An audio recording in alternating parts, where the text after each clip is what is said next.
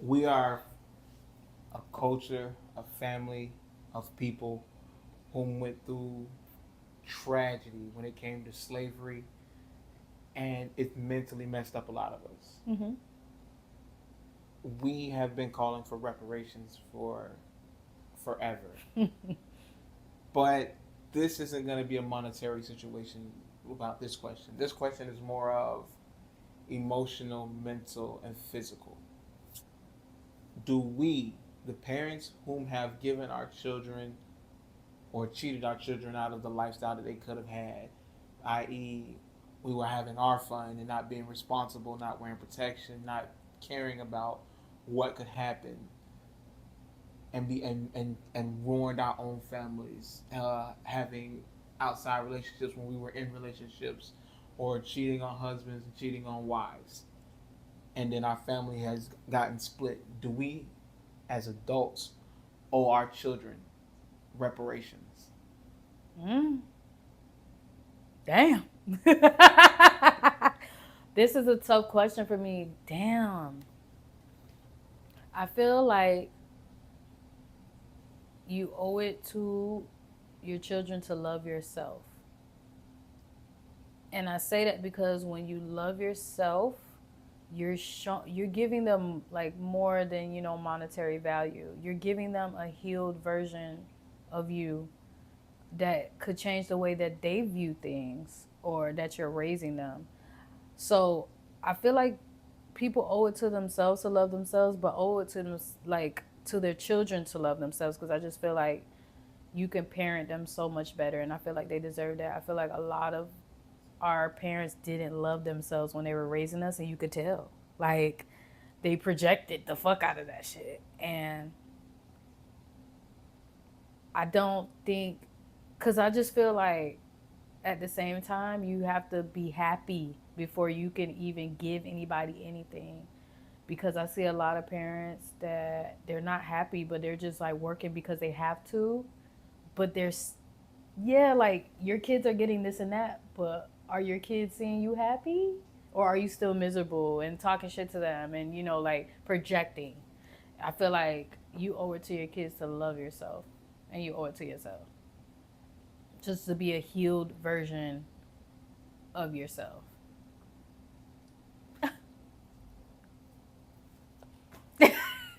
In that context, maybe. But let's say What? your child needs a father in the house, or maybe your child needs a mother in the house, or whatever it is.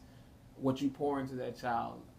If he's a boy, he needs a little extra masculinity so he can be the man you want him to grow up to be. Mm-hmm. And if it's a girl, you want her to be able to exist within femininity when she becomes an adult and not have to learn it vicariously through other situations and stuff, or ask these questions of men: what do men want? Because they're listening to women tell them what men want who've never had a man. Mm-hmm. You understand? So let's say the reparations you owe them is to be able to see yourself being loved by a man correctly, to be able to Yeah. see you love a man correctly, to not value money per se to a certain extent, to not value um, where people get caught up on things like dates and vacations and things, where they feel like their life is validated by where they've been, where they took the pictures at, as opposed to being living in the moment. There's a lot of people who have gone on vacations and you don't remember the vacation.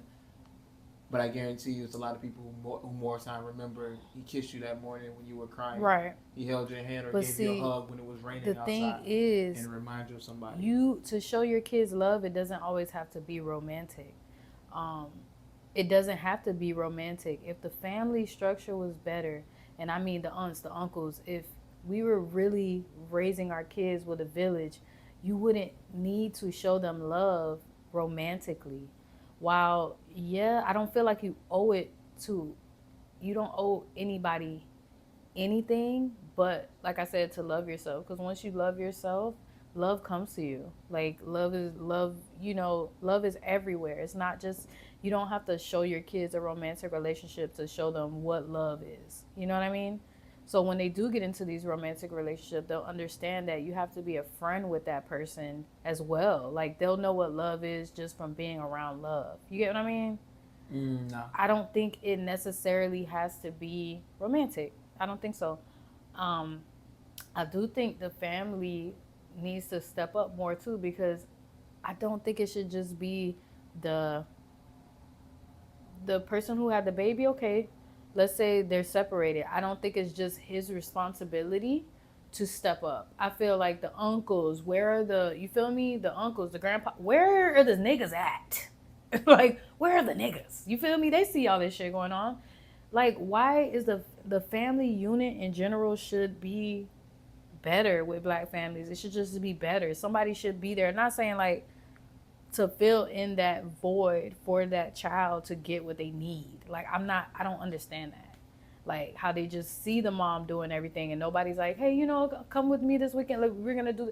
Nobody. A lot of the families are mixed, so It's you're crazy. not. And then You're it's like not niggas is having babies with these many families. exactly. So it's not It's too enough. much. It's not enough people to go around or to pour into all those situations. But I'm So that's telling why. you, That's why it's more. It would be better if you were to be one person with one person, and then you have your children. but I will say that the reason I feel like your child doesn't need to see you with another person is if you fucking love yourself, do you know your child is going to grow up loving themselves and not feeling like they need love to validate them? When they get love, they will have the most harmonious relationship because they love themselves. Like, I don't think that's needed. Like, I don't know how to explain it, but I don't think it's I don't think needed. that's a good. I feel like it's great to see, but I've seen people stay together and they have a horrible fucking relationship and they ruin the child. I don't feel like you need to be with somebody in order for your child to understand love or to understand companionship. There's two Those things are sides. not those things are not That's synonymous, but I think you. I think more. There's two sides of every coin. Obviously, there's going to be a situation where people stay together too long and it went bad, but there's going to be a situation where people stayed together forever and it was good. Yeah. And I feel like in both ways, alone or together, I feel like both ways a child could like understand or I think the thing you're saying is sometimes as a child you see too much and you only get the horror stories because people will tell you the horror story and you remember the horror story, mm-hmm. and they never be able to expound upon the good things, the sweet life, because no one stays together for 50, 60 years and not have a lot of good things to talk about. Of course you get tested, everything bends, but if it didn't break, it was probably worth not breaking. Mm-hmm. A lot of the time.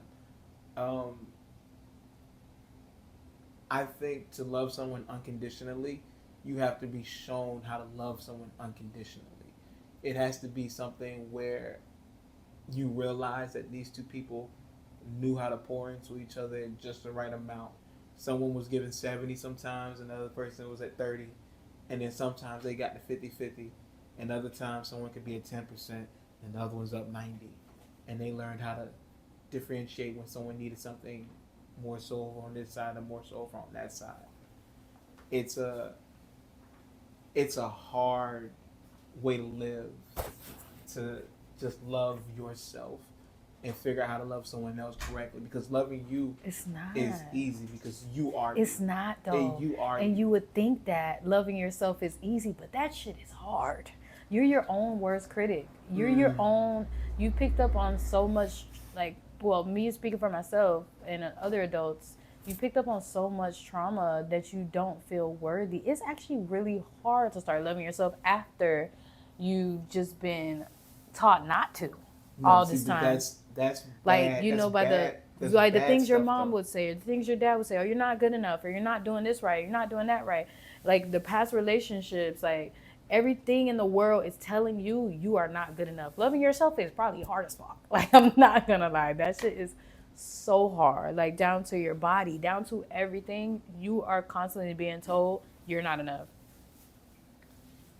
And if you do not love yourself, you're not going to be able to be with someone and have that white picket fence. It's not going to happen. That's why so many people are divorcing. That's why so many people can't stay together. They don't love themselves. Like, you can't love somebody else if you don't love yourself. You don't value yourself. True, but let's not get to the point where you are already damaged and then have to relearn to love yourself. let's start from a point where you had a father and mother. They poured into you correctly. Mhm. Some days they could. Sometimes your dad could give you 30. Sometimes your mom had to give you 70, That's or vice great, but versa. that's not the Wait, world we wait. living in. I'm And just that's saying. I'm just saying. Give me a second. Give me a go second. ahead, my bad. Let's say you come from some fertile soil where they poured into you. They loved you. They nurtured you. They talked to you correctly. They gave you the positive affirmations. They Mhm. punished you when you went wrong.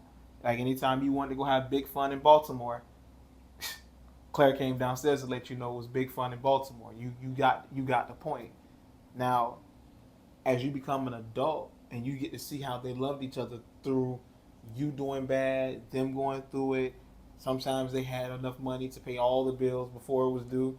Sometimes they had to figure out what could go off so everything else could happen. You know what I mean? They figured it out together. Now, no one was rich making this amount of money. No one was poor making that amount of money. But together, they make it happen.